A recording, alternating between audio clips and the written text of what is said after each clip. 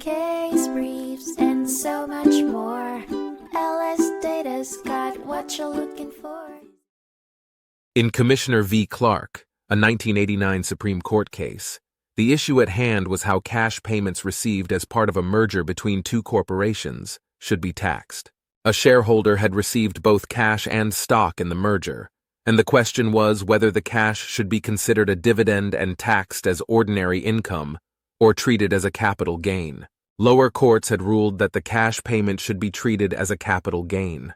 The case focused on the idea that if an exchange between a shareholder and a corporation has the effect of a dividend distribution, any additional consideration in the form of cash or property, known as boot, must be treated as a dividend and taxed as ordinary income, unless an exception to this rule applies. In this case, the exception applied, and the cash payment was treated as a capital gain. The Supreme Court agreed with the lower courts, determining that the cash payment could not be considered a dividend, as the shareholder received less than 1% of the acquiring corporation's stock and held no interest in the company before the merger.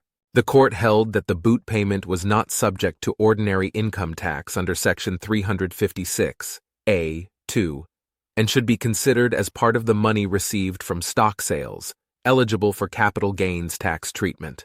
The decision of the lower courts treating the payment as a capital gain was upheld, ultimately concluding that certain stock-for-stock exchanges are not subject to current tax, and exceptions apply when considering boot payments in relation to taxation.